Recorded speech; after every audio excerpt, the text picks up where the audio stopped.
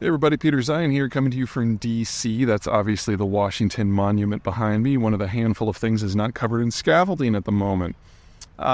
Considering that the election is almost upon us, I decided to take a question from the Ask Peter forum on the Patreon page and answer who is my favorite president and why. And that's a no-brainer. That's George Herbert Walker Bush. If you consider he was president at the end of the Cold War and helped manage the decline of the Soviet Union without a shot being fired in our general direction, that enough is enough to make him a great president. But think about what it was he tried to get us to do. He wanted us to have a conversation with ourselves about how do we take the Cold War alliance, the globalized system, and play it forward for another generation of not just American preeminence, but to improve the human condition. And if you think about what he inherited, that was pretty bold, because the whole idea of globalization was that we needed a whole world full of allies to be on our side against the Soviet Union. And to do that, we created the global structure, and we used our Navy to patrol the global oceans so that anyone could trade with anyone else without even a military escort.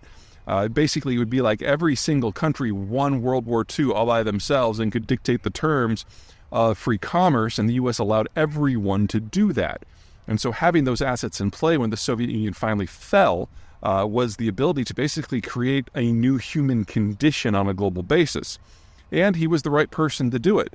Not only had he just come from the White House, not just 4 years as president, but 8 years as vice president. He had used to serve in Congress as an elected representative. He had been an ambassador to China. He had run the CIA. And he was on a first-name basis with everyone in the world who mattered. He was the right person in the right place at the right time with the right Rolodex, asking the right question. So, of course, we voted against him and threw him out of office and started down a parade of relatively or increasingly narcissistic leaders.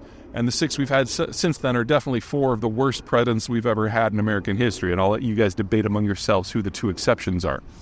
But it was a missed opportunity.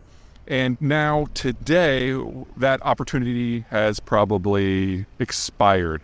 The United States has not just simply turned sharply isolationist and protectionist on both sides of the political aisle, but the nature of the world has now changed to the point that doing any sort of broad reboot is not possible. 30 years on, we're all 30 years older. Most countries have terminal demographics, and the moment that we had to reshape everything has passed.